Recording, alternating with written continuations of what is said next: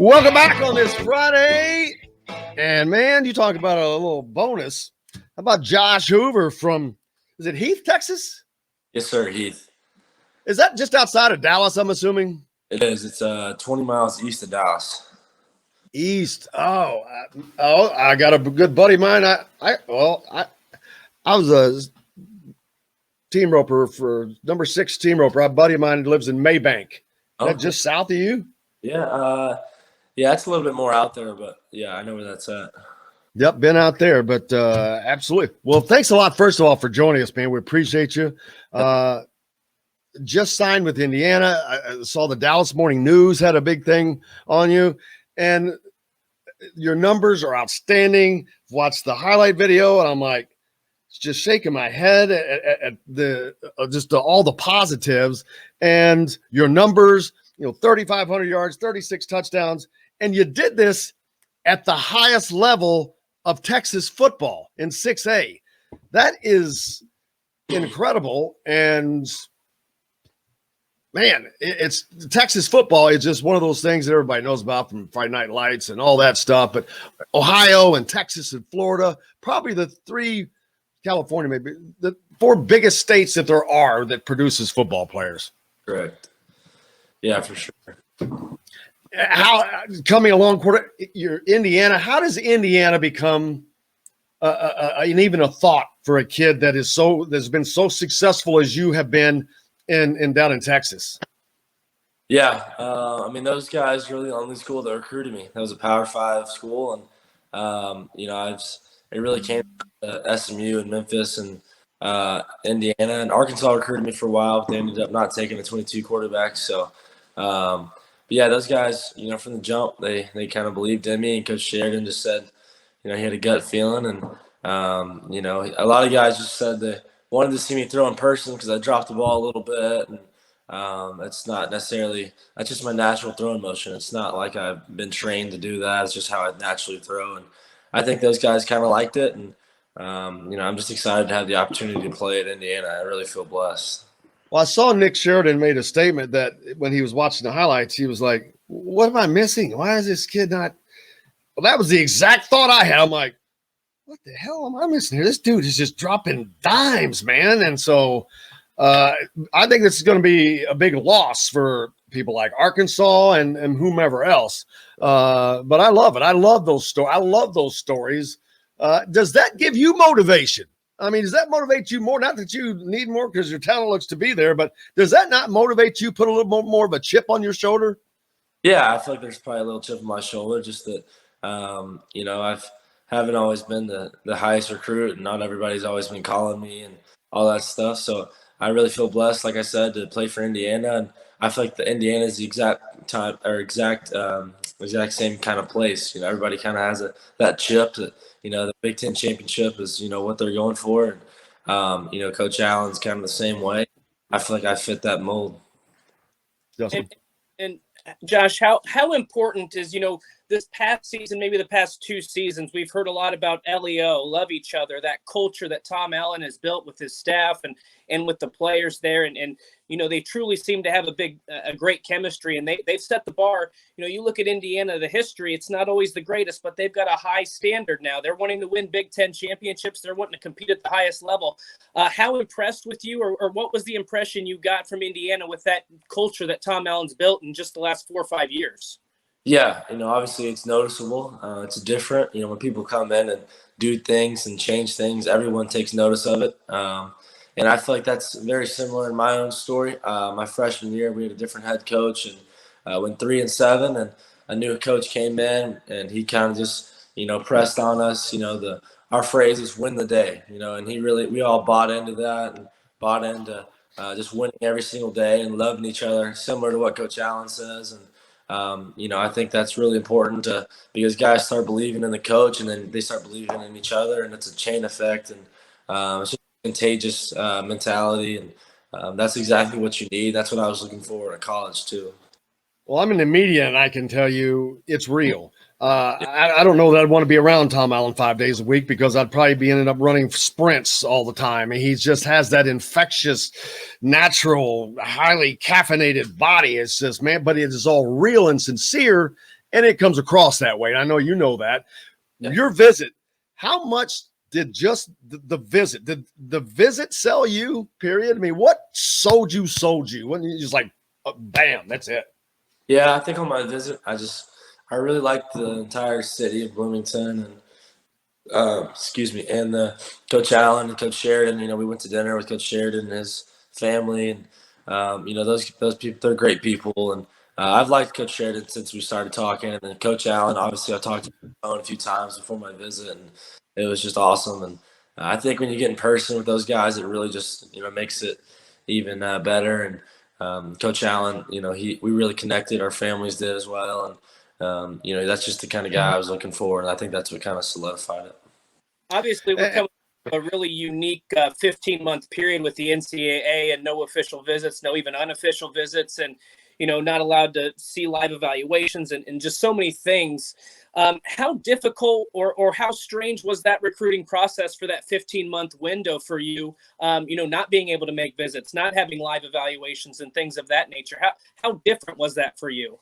Yeah, it was something that I don't think anybody expected. We all thought it was going to be just a normal high school experience, and coaches were going to come see us in the spring and watch our games in the fall, and it was just going to be another year. And we quickly found out, that's not what it was. And honestly, I'm thankful for it. I'm grateful that it happened because I don't know that I'd have the chance to play at Indiana, just because they don't always recruit Texas, and it was just kind of a weird circumstance, and it actually happened. And to me, I feel like that was just a God thing that we were able to find each other. And I really do feel blessed to play for Indiana. I mean, I'm super excited. So, well, I think they're going to be excited to have you as well.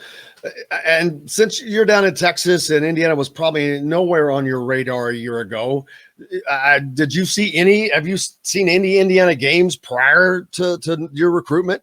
Yes. I've watched a few games. I watched the Ohio State game. I've watched a lot of games since they've been recruiting me, but before that, I've just sporadically, the Big Ten network, it's not as big here in Texas just because there's so many schools down here, but you do see some of the primetime games, and I've watched a few of their games. So yeah.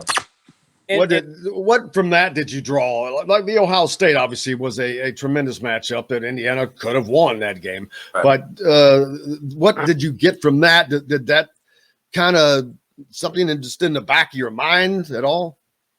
I think Coach Allen, it's just the way he coaches and the way he attacks life. It's noticeable, like I said, and you just notice that's different. It's a different way that a lot of guys, aren't like that. And I think people do notice that, and that's something I did notice. And at first I thought I didn't really know much about him. I thought he was like a big yeller and screamer and dog.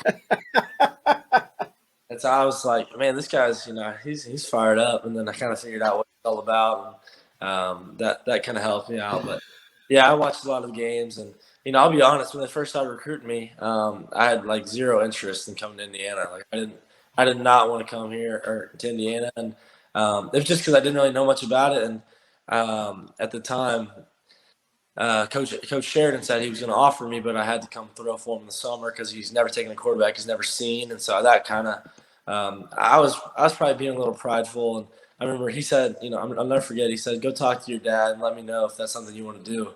And so I went and talked to my dad. I was like, "Dad, I don't. This guy wants me to come throw, and I don't. Why would I go 13 hours to Indiana and all this stuff? Dad, I don't want to do it."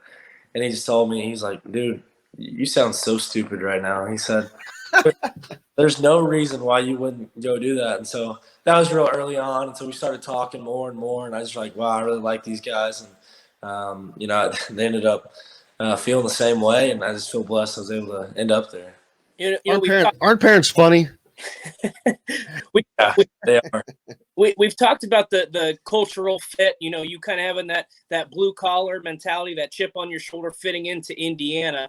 But a little bit from the offensive standpoint, what do you see from Indiana schematically? How do you think you fit into that offense, and what do you think you're going to bring to Indiana when you get to Bloomington?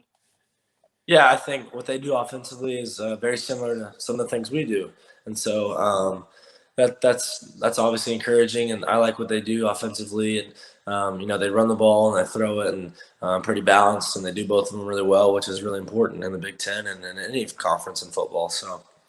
And of course, their coaching staff is. Oh, sorry. Go ahead. Yeah, that's important. And then hopefully, when I get to Bloomington, I just want to be a great teammate and come in and be the hardest worker and be their first one in, last one to leave, like I've been my entire life. And I just want to be a great teammate, like I said, and just get to work. There's a lot of great players, and competition makes everybody better. So I'm excited about that factor, and just learning from everybody. And they've got the coaching staff has been elevated to an unbelievable level. You've got Delon McCullough that comes in from a Super Bowl winning and Super Bowl appearing program immediately after that. And of course, Norm Charlton on the defensive side. Indiana's defense has been extraordinary since Tom Allen got here. He turned the defense around is what he did. He started out as the DC here, but they've really it's Indiana football is at a level that it has never been. I'll tell you right now, and it is potentially about to be the next 3 to 4 years from what we're looking at, and you're arriving at the doorstep of what could be the greatest 3 or 4 years in Indiana football history. To be honest with you, yeah, for sure. Yeah, it's really cool how everything's kind of come together, and there's a lot of great players that are really interested in Indiana right now, and guys that are already committed. So I'm excited about that group, and excited about the coaching staff and Coach Allen and what's to come. I think it's going to be special, and it's already special. What they're doing right now, and I think they're going to have a great year this fall. So. And Josh, you're obviously in a talent-filled state with Texas. I say all the time, you might be ranked number 100 in the state of Texas, but you might be one of the top 150, 200 players in the country.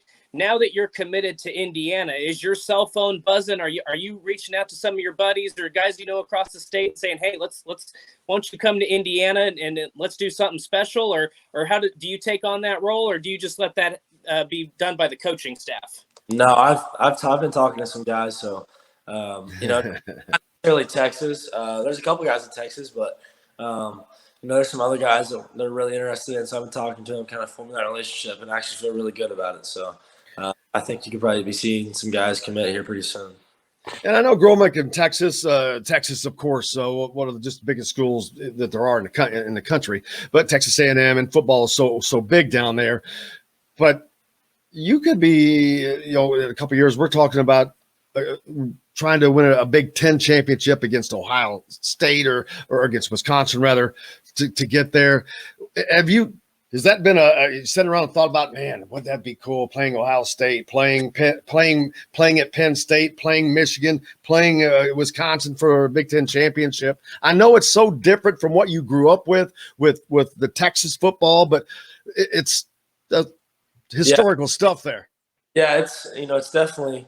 So when you grow up in Texas and there's so many schools, SEC, Big 12, and so you kind of just forget about the Big Ten sometimes, and you forget about how special and how big football is up there. It's really a big deal. I mean, I didn't realize how many Hoosier fans there were until I posted some on Twitter. I mean, it's crazy. So football is definitely a big deal, and I'm really excited about that. And it's definitely going to be cool to play against all this great competition. And when you really start to think about it, the Big Ten, could easily be the best conference in the country. So, there's a lot of great teams come out of there, them, the SEC. So it's definitely big time football, and that's something that I'm really excited about. And, they take it definitely really serious up there. Well, I'm sure Coach Woody showed you this, but something else I'm sure that will excite you. They have the number 4 ranked college golf course in the country. Just went into a course. Josh has would you say 6 handicap? Yeah, something like that. Yeah, it's a beautiful course, and you'll get to play it, and you'll love it. But you'll definitely enjoy that. And is that something that you would, out of season probably more, but is that something that you'll do a lot of when you're away at school, just for whatever reason, just to get your mind clear? Yeah, I like to play golf, just to kind of get away from stuff. And, it's been kind of a crazy year. And I started playing golf last year this time. Whoa, stop. You just started playing last year? Yes, sir. And you're a 6 handicap? Yes, sir. John, the producer, can you cut him off, please? No, I'm kidding. Oh my God. Oh my God! You just ruined my day. Oh no, I'm kidding, but I'm just teasing. That is The story on that is that tells me a lot. the story on that is we have a putting green, and so we moved into this house probably 2 years ago, and there's a putting green that's been here for a long time in the backyard. Someone had built it before us, and so in quarantine, all I did, was work out, play football, and then I go out there and putt and chip. And I never played a round of golf. Like I just putt and chip for 3 months, and I never played a round of golf. In my first round of golf, I shot like 82 because I could putt and chip. So Oh man. I've been trying to get people to give me lessons on this show before, so I might have to come down to Texas sometime to get some instruction on my chipping and putting. If you've developed that kind of game in just a year, I mean, I feel like I've wasted my lifetime trying to perfect this game, and I'm still nowhere near a 6 handicap. I've never walked off the set before. That was it. I'm like, yeah, definitely. what? Definitely a hard game, and it definitely teaches you, to be present in the moment. You can't be thinking about the next hole or what happened last hole, and so I think it does correlate between football and. But yeah, it's a fun game. It'll teach you a lot.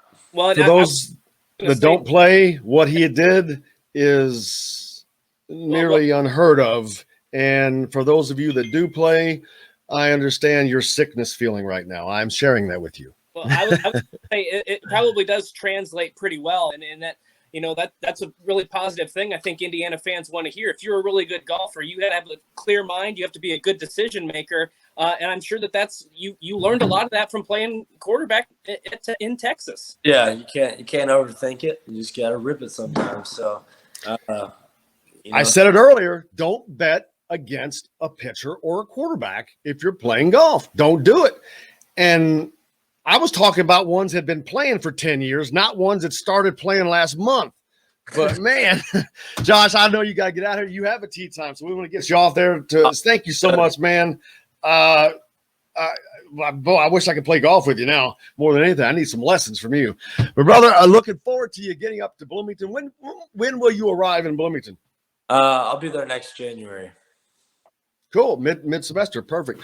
Well, brother, have a great rest of your season. Good luck. We'll check in with you and follow along on the season. Good luck there, and good luck. And maybe you can do something about that golf game. I know it sounds like it's pretty rough right now.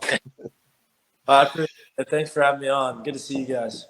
Thank you, brother. Josh Hoover joining us here on Indiana Sports Beat. We got to take a break. We'll be back with more right after this.